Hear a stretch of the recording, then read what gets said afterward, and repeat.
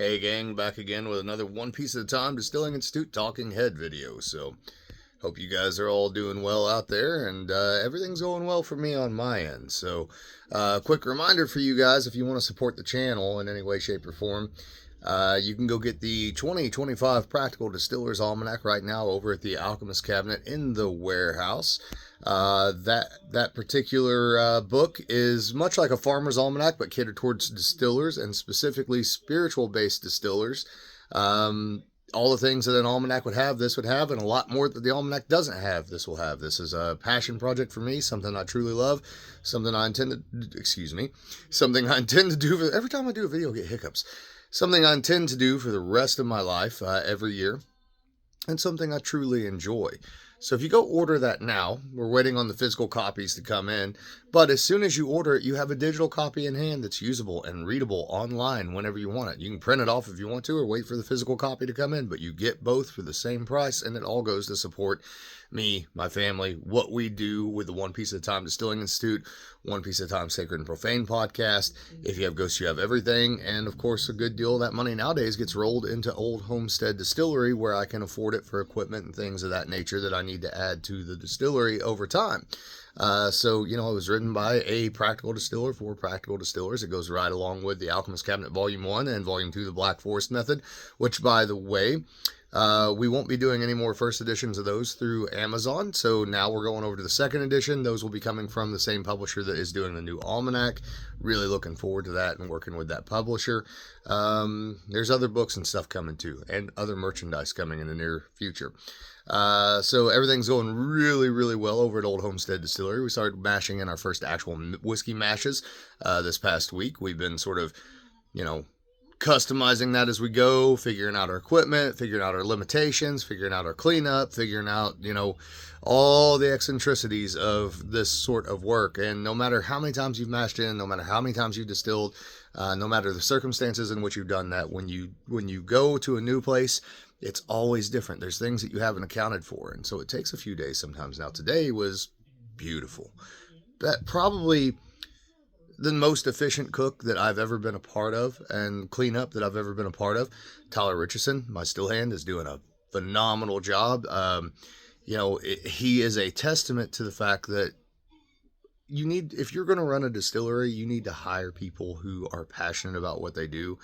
And I've said this many times, I will take a passionate, skilled home distiller over anyone with a depth of quote unquote education in the distilled arts. Someone who had to put the time and effort in themselves to learn the things and who respects the art for what it is. And Tyler certainly does that. He's a hell of a guy. So anyways, we have questions.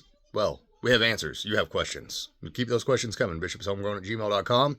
Any of my social media and or the YouTube comments below.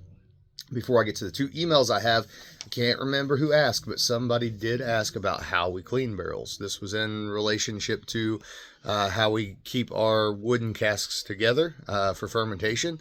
I think it was the same person asked how we clean those wooden casks and keep them cleaned up, and how much flavor contribution, if any, from one project to the next is there.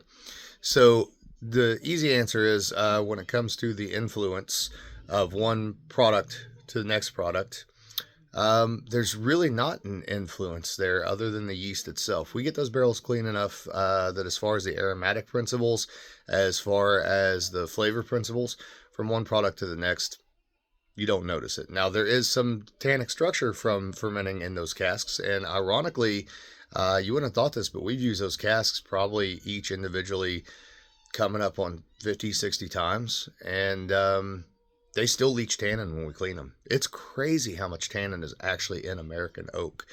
Even very heavily used barrels. I mean, a couple of those are old bourbon barrels that were reused for various things. And a couple are wine barrels that were used for wine. And then, now we're using them for fermentation devices. They still leach tannin. You can see it whenever you're cleaning them. The water, even the rinse water, will turn a little brown. So there's still tannin coming out of those barrels, which is crazy.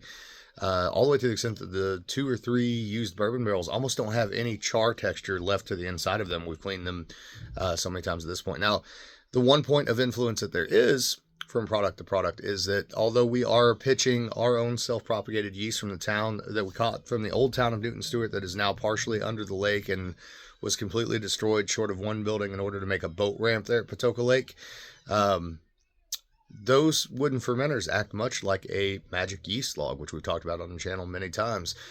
They are harboring that yeast strain, hardcore harboring that yeast strain. If we didn't want to, we would not have to pitch yeast. I can guarantee you if we didn't pitch yeast, we'd have fermentation in 24 hours pretty easily from the yeast that is still in those casks. That is one of the benefits of using those casks. That's one of the ways that we guarantee our quality and our flavor profile and our house character, and also that we don't have to worry too much about infections and those sort of things. But all right, as far as cleaning those casks, once they are pumped out, we rinse out all the debris, the detritus that's left in the barrel, or in the cask, as it were. I prefer the word cask, to be honest with you, quite honestly. We wash out the cask to get all that stuff out of there. After we have done that, we then hit them with powdered brewer's wash. So we will fill them up with maybe 5 to 10 gallons of water and a good cup of powdered brewer's wash. We take a long-handled scrub brush, bristle brush, and we scrub the shit out of those casks. Once that is done, we then dump that out and we rinse that as well as what we possibly can with a pretty good amount of pressure. Next, we will then take Star Sand that we have in a solution of water that is in spray bottles, and we spray those casks down. The other thing that we quite often do is we'll spray the outside of the cask, and we pay particular attention to the rim of the cask, where it's open at, to the rim on the inside where the staves meet the head, because a lot of stuff wants to get caught in there. And then I like to really hit the rings really well with Star Sand on the outside. And the other thing that's really important is keeping the bottom of that cask clean, the outside bottom, right? Because they're setting on the floor in a moist environment that wants to grow mold. That's going to bring some flavors with it. So we hit that with Star Sand and spray it off. Cool thing about Star Sand is it goes inert after a short amount of time, and it basically turns into yeast nutrients. So sometimes we'll rinse them out after hitting them with Star Sand. Sometimes we won't, because they're going to sit there for a little bit before we mash them back in.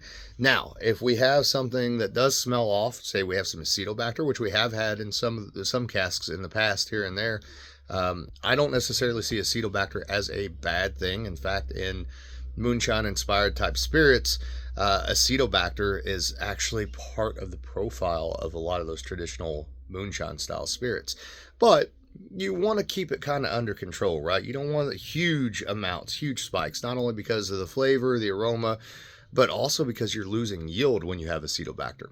Now, if they do develop Acetobacter, what I will often do is I will take some heads from the still, throw those into the barrel, soak the sides of the barrel down as well. Just maybe a quart or two of heads, take those barrels outside and then set them on fire. Let them burn for about 30 to 60 seconds. You could also smoke those barrels. I do know some guys in the historic distilling trades who smoke the inside of their barrels in order to clean them up and sanitize them. Typically for us, cleaning them with heads, they're fine after that and they can go back into the building. You know, we let them burn for 30 seconds, 60 seconds, like I said, put that out with water.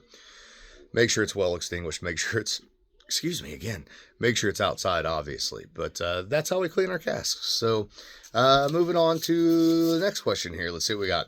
So, hey, buddy, I love the channel. I've just built myself a really simple, primitive, continuous still. Just a column with copper wool packing. Steam comes up from the boiler to heat the wash that's trickling down through the copper wool. No separation of cuts whatsoever. I only use it for stripping runs. So far, I've only used it once for neutral, and it was astonishingly efficient. About 20 to 30 liters of wash a minute. I was very impressed. ABV was around 50 to 55%. I also found that if I lowered the wash flow rate and power, I could get it down to about 40%. Or if I fiddle with it, I managed to get it up to 70% by running it faster and a little hotter. Although I could smell alcohol in the drain water, so I won't be doing that. And saying all that, try as I might, I couldn't get the head temp over 80 to 85 C. It's a 50-liter boiler, and it seemed to be happiest around 1.5 kilowatts, but even at 8 kilowatts, the head temp wouldn't get over 85 C. What I'm worried about is I'd really like more tails coming through for grain stuff, especially given that it's a stripping run. But I'm not sure if head temp is the be all end all when it comes to tails. What are your thoughts? So my thoughts are you're absolutely correct. So, and you're not likely to see those temperatures now. I can't do Celsius to Fahrenheit conversion in my head because I'm an American and I'm dumb. But that being said, you have to remember that part of what happens there is that water in the distillation acts as a braking system, right? So it's holding that back to some degree.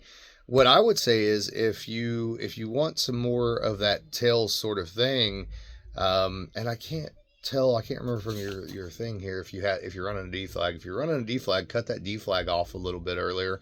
I do that quite often if I'm running a higher proof and I want to pull some tails into it.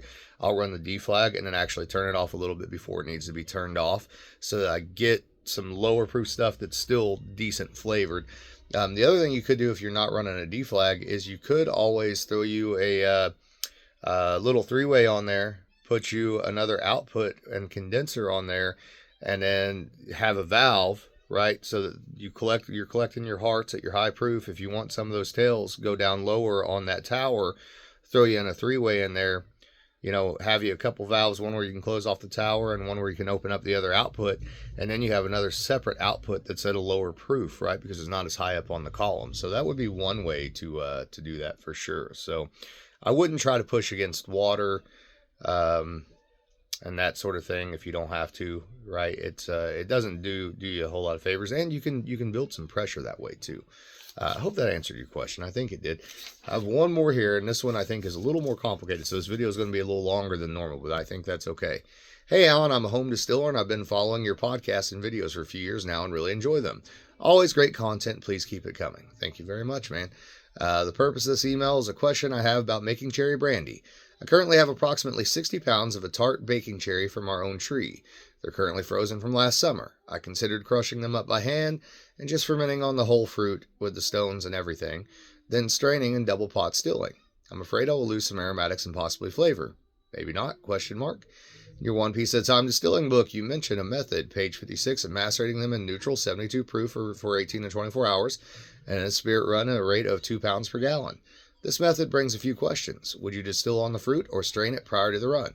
I do have a fruit press, or just remove the stones. I have 26-gallon Bain Maries, so either way would not be a problem. This method would also require a large amount of neutral to utilize all the fruit. I also have a 16-gallon keg boiler, internal electric element with a 5-gallon thumper option. It's all modular. Another thought was to ferment, as I first mentioned, and save some fresh wash, and do a 1.5 distillation or a single pass through a thumper with fresh wash charging the thumper. Obviously, many ways to attack this. Given I have never made a cherry brandy, I would love to hear your advice given the volume of fruit and the equipment I have. I appreciate your time. Sincerely, Sean Werner.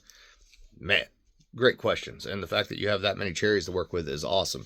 To answer your question in short, yes to all of the above. The 1.5 distillations are 2 to 1 really is, I guess, and I know I put 1.5 in the book, but I've thought about it more since then. It should have been like 2 to 1, but that's okay. It's going to pull a ton of flavor. Kirschwasser fermented cherry. If you do, as many cherries as you can possibly get in that fermentation, you're going to get some good flavor out of it. Cherry actually distills fairly decently in my experience, although it can be a little medicinal from time to time depending on the kind of cherry that it is. So that is a possibility. Yes, it would take a lot of neutral to do the maceration. 100% it would take a lot of neutral. If you were to do that maceration for 24 hours or even 48 hours, you have those Bain Maries. That's a big advantage in your camp. I would do all of the flesh of the cherries. Definitely stone them though. Do all the flesh of the cherries in the maceration and the still.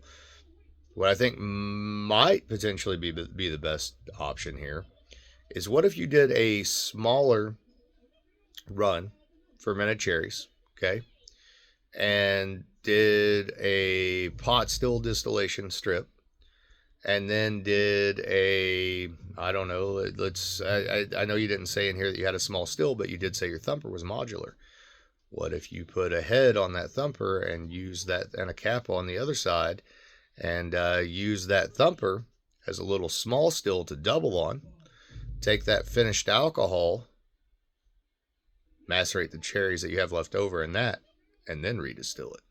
There's a thought. Now you have a cherry base and a cherry infusion on top of it. Best of both worlds, man. If you wanted to get really fancy, now maybe this is sacrilegious, I don't know. But after that is distilled, what if you then took some cherry juice or cherry concentrate and mixed it into some water, got it to a 1075, and then bumped it back up with some sugar to, I don't know, let's say maybe let's do a 1-to-1, 1 part by weight sugar, 1 part by volume water, and then used that to proof down your cherry to somewhere between 60 and 90 proof. So you have a really cool cordial or liqueur. There's another fun thought. So lots of cool things that you could do there, man. And please keep me updated. Let me know what you do with it and how it turns out. I would love to know. Those are all equally legitimate options, in my opinion. It depends on how much cherry you want. It depends on how refined you want to be and how traditional you want to be. But I would ferment cherries, double pot distill them, or pot and thumper distill them, save some cherries back, macerate, turn that thumper into a little mini still, or find you a little small still, macerate, and redistill. So, all right, guys, please support the Almanac, the 2025 Practical Distiller's Almanac. It's a big deal to me. It's one way that you guys can support the channel. I don't ask for money for anything that I do at all on the community, in terms of videos, podcasts, that sort of stuff. You know, the almanacs and the books, which are still available, by the way, Practical Distiller, or the, I said it wrong. Sorry. The Alchemist Cabinet Volume 1 and the Black Forest Method Volume 2, still available, still out there. Please support us. I appreciate it, guys. All right. Oh, by the way, make sure you check out oldhomesteaddc.com and follow Old Homestead Distillery on all social media.